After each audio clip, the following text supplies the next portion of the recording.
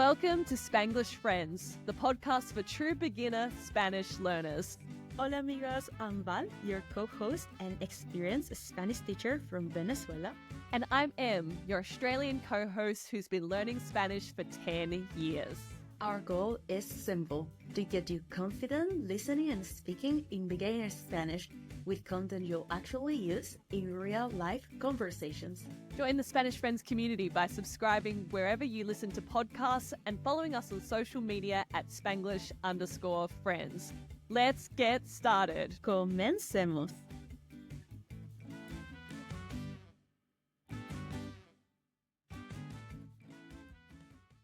Hola, Spanglish friends. Buenos días. Hola, hola. ¿Cómo están, amigos? How are you all? And bienvenidos al episodio 12. Welcome to episode 12. Yes, and a big welcome if this is your first time tuning into our show. Welcome to the Spanglish Friends community. Today's episode, we're going to be diving into a topic that is just so topical for beginner Spanish learners, and that is how to say to be, including things like I am, you are, or she, he is in Spanish. Yes, we briefly went over this in episode 9 when we introduced the different ways you can start describing things with adjective in Spanish with the verb ser, which means to be in English. Today, amigos, we are going to blow your minds because there are actually two ways to say to be in Spanish. That's right. And we are going to be going over estar today. Estar is the other verb you need to know, which means to be alongside ser. And we're going to be teaching you quick tricks to remember which of these two verbs, ser or estar, you need to use depending on the context as a beginner learner. Exactly. So excited for this episode. But before we jump into things, this week's Spanglish Friends shout out goes to Elliette from Australia, who got involved in both our episode 6 and our episode 7 challenges. Well done, Elliette. She did a great job of putting into practice the tips we learned to tell if a noun, remember, a person, place, or thing is masculine or feminine. Well done, and thank you for getting involved. Now, if you want to be included in a future shout out, make sure you stick around to the end of today's episode to get involved in our reto,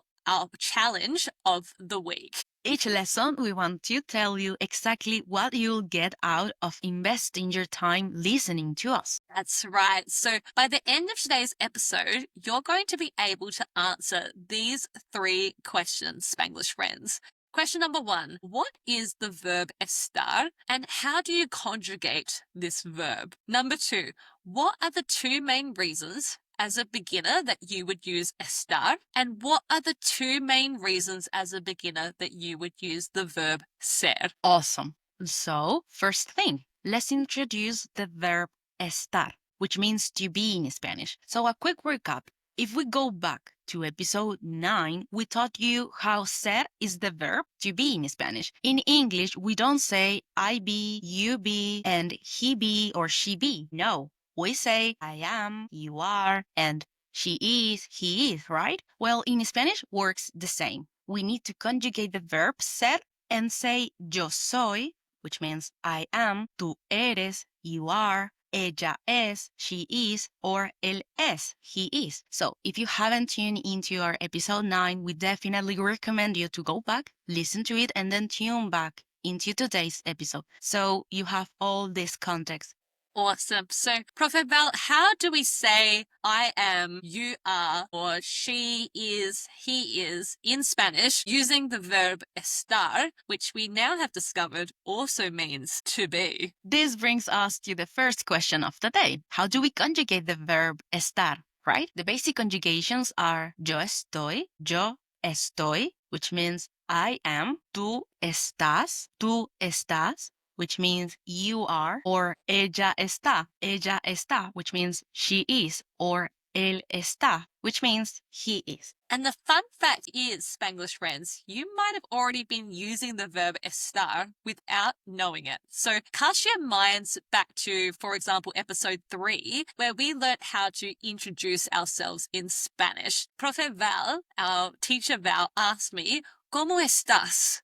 ¿Cómo estás? Which means, how are you? That's right. And I replied with yo estoy bien, which translated to I am well. Yo estoy and tú estás are two conjugations of the verb estar. Estoy and estás are the conjugations of I am, yo estoy, and you are, tú estás. That's right. And this brings us to our second question of the day, which is, okay, we understand now that there are two versions of the verb to be. We know there is ser and estás. We know the conjugations now of ser and estás. How do we know prefervel when we need to use estar versus ser? That's a good question, Em. So we are going to teach you firstly our new verb and friend, estar. What are the two main reasons as a beginner that you would use the verb estar? And Spanglish friends, I know that if you translate these two verbs to English, they mean the same. They mean to be, okay? But in this case, let's try it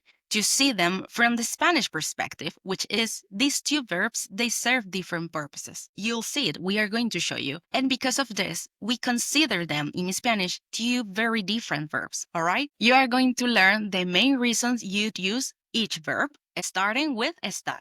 Right. And the first reason you would use estar is to talk about how you're feeling or ask someone how they're feeling, aka our emotions. So to ask someone how they are in Spanish, back before we use the example, ¿Cómo estás? Which is, how are you? And you reply with things like, estoy bien, I'm good, I'm all right. Or you could say, estoy feliz, I am happy. All emotions, you would use the verb estar. Perfect. That's our first use of estar as beginners that we need to know. The second reason we need to know is to ask for directions or to ask for the location of something. That's right. This is our second reason why you would use estar. For example, if you wanted to ask someone where is the park, you could ask, ¿Dónde está el parque? ¿Dónde está el parque? Let's break it down. ¿Dónde means where.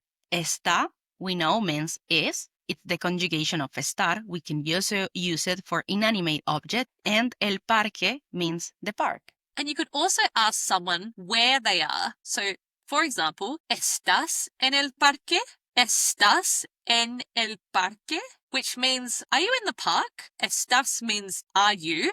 En means in. And we know el parque means the park because it's a masculine thing, el parque. So, ¿estás en el parque? Are you in the park? Spanglish friends, this brings us to our third and final question of the day, which is, what are the two main ways you would use ser as a beginner speaker? Yes, the other verb which means to be. What are the differences? So, the first reason that you would use ser instead of estar is to talk about one's identity. So, this includes where are you from? Your profession. For example, yo soy australiana. Yo soy australiana, which means I am Australian. And I could say, y tú eres venezolana. You are Venezuelan, Val. Exactamente, that's right. Or I could say, yo soy profesora de español. Remember, if we want to also talk about our professions, like I'm a teacher, this is my job, you could also say it using the verb ser. For example, yo soy profesora de español. I am a Spanish teacher. This is my job. This is my profession. That's right. It's part of your identity of who you are. And I could also say things like we did in episode 9 to describe more things about me, like yo soy alta. Yo soy alta, which means I am tall. I'm a tall person. I could say to Val, tú eres muy inteligente. Tú eres means you are. That's the conjugation of ser for you are. Muy meaning very and inteligente meaning intelligent. I'm describing Val's characteristics, her identity. Exactly. The second reason you would use ser as a beginner is to talk about time and days. For example, if you want to say what time is it or what day of the week is it, you can definitely use verb ser. That's right. For example, if you're wanting to ask someone what time is it, you would say ¿Qué hora es? ¿Qué hora es? ¿Qué means what? Hora is the word for hour and es means is. So literally translated, it's what hour is, but in Spanish, that means what time is it? The key to telling the time, amigos, is if it is 1 o'clock, the way you say it is es la una. Es la una. See the es from the verb ser, es la, okay, for inanimate objects in this case. Then for all other times, we say son las, and then the number. So if we want to say it's 2 o'clock, we need to say son las dos, or 3 o'clock. We need to say son las tres, etc. Yes. So don't worry, Spanglish friends. We're going to do more episodes in the future, deep diving into SER and ESTAR. But we just want to give you the most basic, simple uses and conjugations at this stage. We'll do another episode on things like time, how do you say things like quarter past, half past, etc. But this is what you need to know at a higher level. For 1 o'clock, you say es la una. For all the other times, you say son las plus the numbers, like dos, tres, etc. And if you haven't reviewed the numbers, you can go listen to episode 10 to learn how to count to 100 in Spanish. Exactly. In the meantime, friends, we want to teach you the 3 main conjugations for the verb ser, okay? And then in the coming episodes, we can go deeper into the other conjugations. And we can also say what day of the week it is using es from the verb ser. For example, if I want to say today is Saturday, I can say hoy es sábado. Hoy, today, is sábado, Saturday. We will do another episode covering the days of the week in the future, so don't worry. Yes, but now you know, Spanglish friends, in summary, the main differences between using the verb ser and the verb estar as a beginner that you need to know. So let's quickly recap. The verb estar, which means to be, the main 2 uses you need to know are number 1, to describe emotions, i.e. to ask people, how are you? For example, ¿cómo estás? Or to ask for directions. For example, ¿dónde está el parque? Where is the park? In contrast with the verb ser, which also means to be, the main 2 uses you need to know as a beginner is firstly 1, to describe someone's identity. For example, their nationality, their profession, their job, characteristics about oneself, like if they're intelligent, their height, their kind, etc.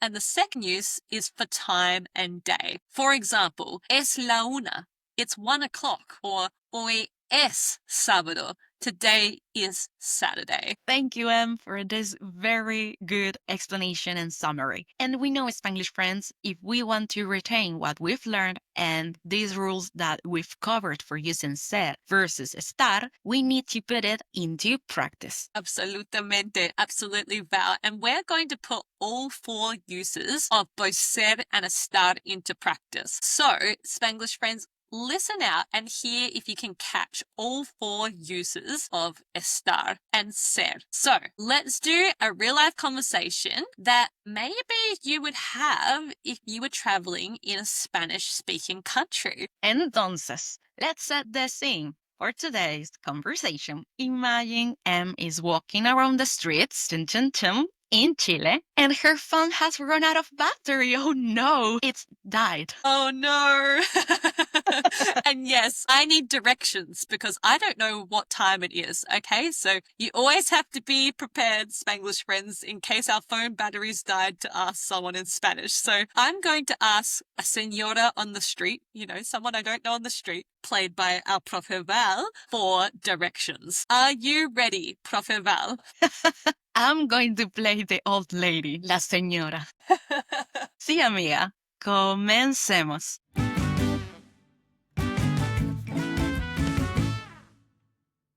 Hola, señora. ¿Cómo estás?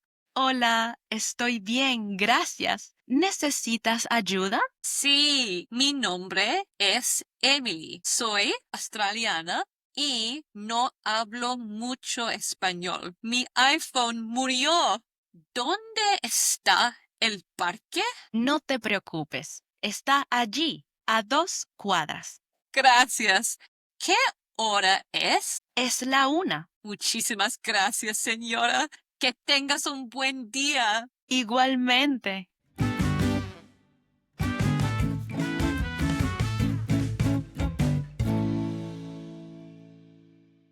How How did you go, Spanglish friends? Did you start to pick up on the 4 ways we've used ser versus estar and some of those conjugations we talked about? Let's break it all down. The first use was when Em asked me, ¿Cómo estás? Which means, how are you?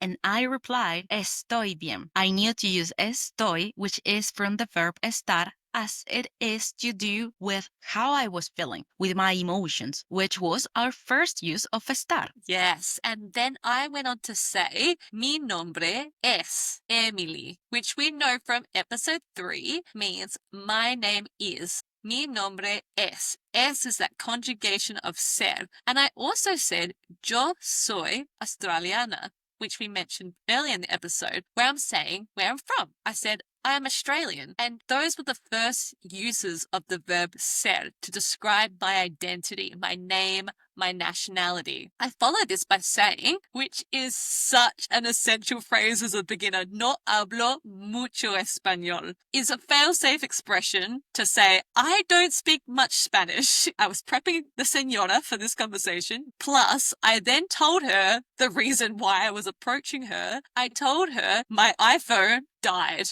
It's dead. It's not working. Please help. Yeah, you can use murió and died in the same sense for these things like run out of battery. And yes, then Em asked me for directions. She asked, ¿Dónde está el parque? ¿Dónde está el parque? Can you see that she used estar correctly in this case? She asked me, where is the park? This was our second use of estar for directions. Do you remember? Then Profe Val replied, or Senora Val, I should say, replied, no te preocupes, no te preocupes, which means no worries at all. She wasn't worried that I was asking her directions and my phone had died. She was a very polite Chilean. Again, she responded with the verb estar to give me a direction. She said, está allí, está allí, which means it's over there. Again, she was using the verb estar to describe its location. She told me a 2 cuadras, which means in 2 blocks. And she said, don't worry, it's over there, está allí en 2 cuadras. It's over there, just go 2 blocks further. And finally, Em asked me for the time. She asked, ¿Qué hora es? Which we know means what time is it? Which is our final use of the verb ser to talk about time or ask for the time. And I replied to her, es la una. Es la una. It's 1 o'clock. Remember, friends, I need to say son las for any other time than 1 o'clock. For example, when we say son las dos, which means like 2 o'clock, or if we want to say son las tres, which means it's 3 o'clock, everything after 1, we would use son las. Amazing job, Spanglish friends. Well done if you caught 1, 2, 3, or even all 4 uses of the verb ser and estar that we did in our conversation. Congrats to you!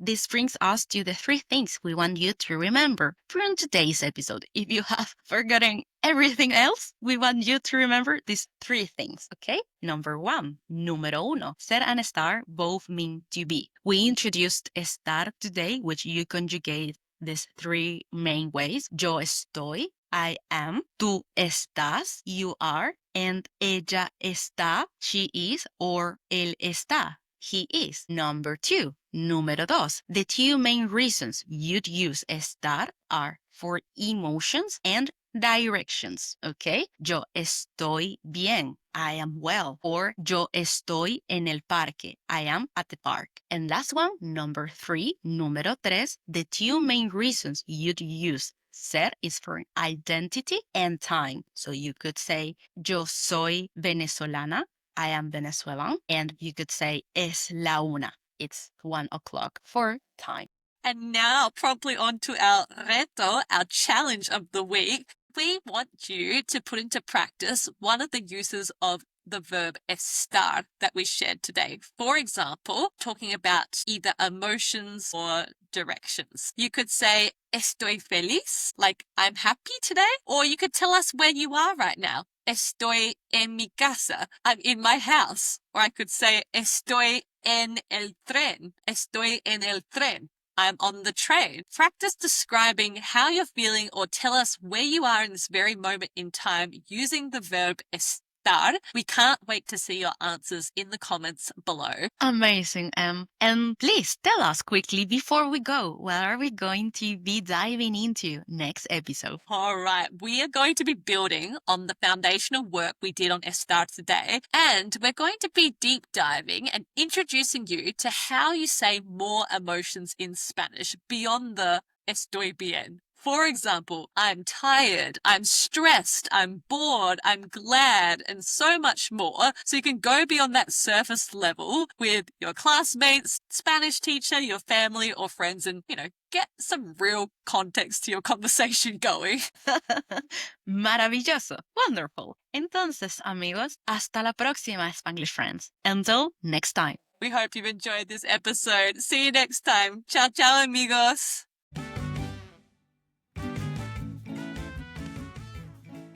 Thank you for listening to Spanglish Friends. We are both so proud of the time you're investing to level up your Spanish listening and speaking skills. If you've enjoyed today's episode, follow us and give the show a rating wherever you listen to podcasts. Or even better, tell a friend about the show. It's how we can help even more people on their Spanish learning journeys and continue to grow our awesome, supportive community. Don't forget to check out our socials, including Instagram and TikTok at Spanish_friends for even more beginner Spanish fun. Congratulations on taking another step today towards your Spanish learning goals.